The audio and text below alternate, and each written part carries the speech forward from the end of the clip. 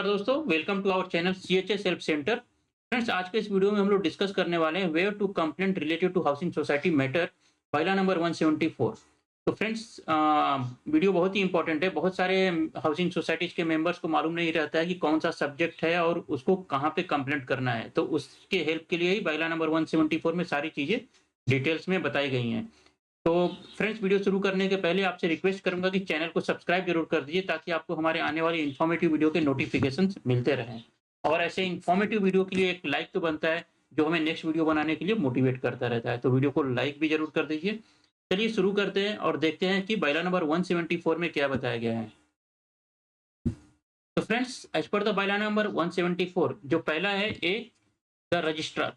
Registrar के under में कौन कौन सी मैटर या सब्जेक्ट आते हैं, उससे रिलेटेड कंप्लेंट हमें आपके जो लोकल नियर बाई ऑफिस है, डिप्टी रजिस्ट्रार ऑफिस, वहां पे आपको कंप्लेंट करना है।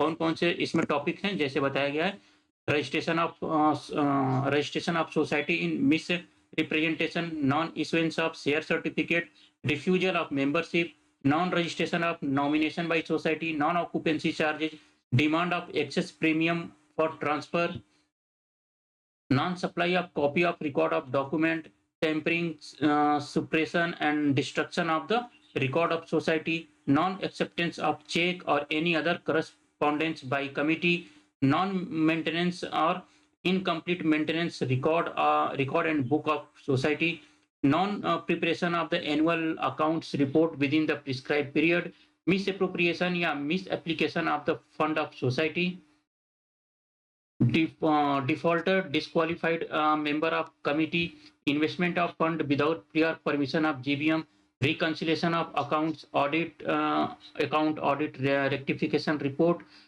non-conducting of election before the expiry of the term of the committee as per the law, rejection of nomination, non-convening general body meeting within the prescribed period on or before 30 September of each year, non-calling managing committee meeting as prescribed in bylaw, resignation by committee, any other matter like which falls within jurisdiction of registrar, non-filing of returns and statement, classification of active and non-active member that is not applicable now after the 2019 amendment.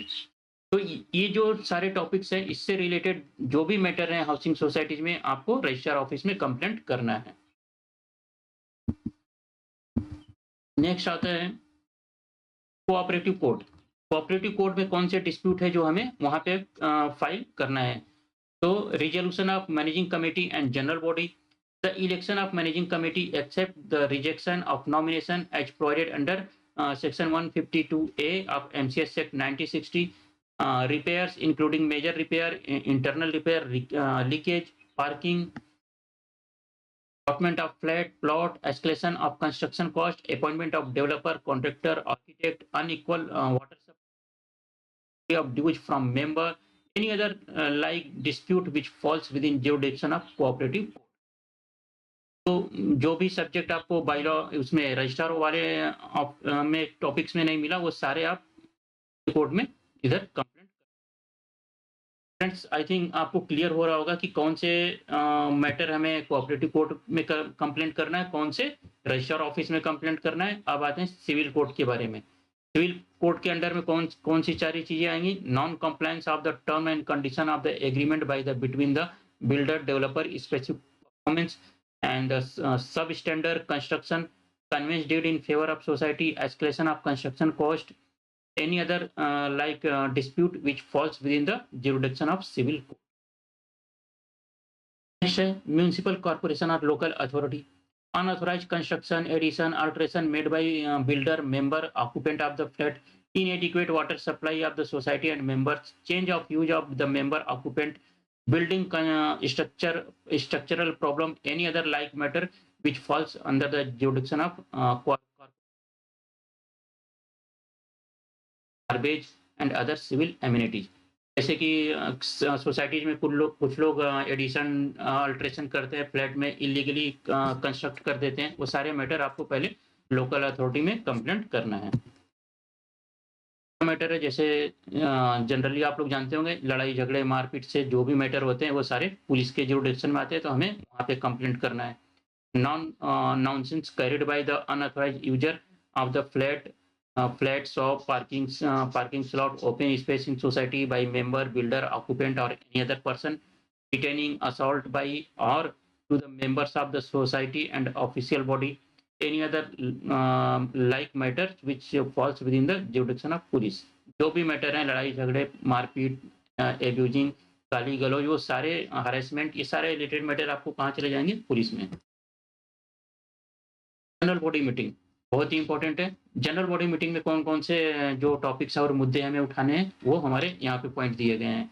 Non maintenance of the property of society by the managing committee, non display of board of society, levy of excessive fine, managing committee for act of member which is in violation of bylaw, not allowing the authenticated use of the available open space of the society by the managing committee, non insurance of the property of society by the managing committee, appointment of architect, not इसके बाद हमारा आता है federation या district, federation और district state. Okay, अंदर में हमारे कौन कौन से मैटर आएंगे? not allowing of entry to secretary of the society by the member, non acceptance of any communication by the member and managing committee, convening special general body meeting provided under bylaw number 95 and managing committee meeting provided under bylaw number 131 as per the direction given by the district or assistant registrar, all over like matters as per the law provision of the federation। के बाद हमने कुछ question ले लिया है जो हमारे WhatsApp group या टेलीग्राम ग्रुप में आते हैं, तो जिससे आपकी हेल्प, अगर आप ये वीडियो देख रहे हैं तो आपने ये क्वेरी किया था, हम उसका यहाँ पे आंसर दे रहे हैं। Here, sir, our society has been registered and builder has given the handover. When the first general body meeting can be convened? The first general body meeting of society convened within the period of 3 months from the date of registration. Whether resolution passed in AGM can be modified? Yes, after the 6 month. Okay, तो जब भी आपका meeting हुआ है general body का, उसके 6 month के बाद ही आप कुछ भी रिजोल्यूशन को मॉडिफाई कर सकते हैं। Whether there can be two managing committee for two building in one CHS? There shall be one managing committee for one CHS irrespective of number of building. जैसे आपकी अगर एक सोसाइटी रजिस्टर्ड है और आप बिल्डिंग वाइज अलग अलग सोच रहे हैं कमेटी बना दे या इलेक्शन कर ले, date is not possible as per the law. एक सोसाइटी है तो एक मैनेजिंग कमेटी बनेगी, भले ही कितनी उसमें टावर्स हो जाए या बिल्डिंग हो जाए या कितने भी मेंबर हो जाएं। ओके फ्रेंड्स, तो इस वीडियो में इतना ही। अगर आपको किसमें भी कुछ डाउट है तो आप कमेंट बॉक्स में अपनी क्वेरी डाल सकते हैं, व्हाट्सएप ईमेल भी कर सकते हैं, but I request you to me. Okay friends, video में इतना ही, और आपसे रिक्वेस्ट करूंगा कि ऐसे इंफॉर्मेटिव वीडियो को आप अपने हाउसिंग सोसाइटीज में, फ्रेंड्स में, कमेटी में ज़्यादा से ज़्यादा शेयर करिए, ताकि हाउसिंग सोसाइटी रिलेटेड जो नॉलेज है लोगों में ज़्यादा से ज़्यादा हो, अवेयरनेस ज़्यादा से ज़्यादा हो। जितनी ज़्यादा उतनी ही अच्छे से स्मूथली आपकी सोसाइटी रन होगी। फ्रेंड्स, इस वीडियो में इतना ही, मिलते हैं नेक्स्ट वीडियो में।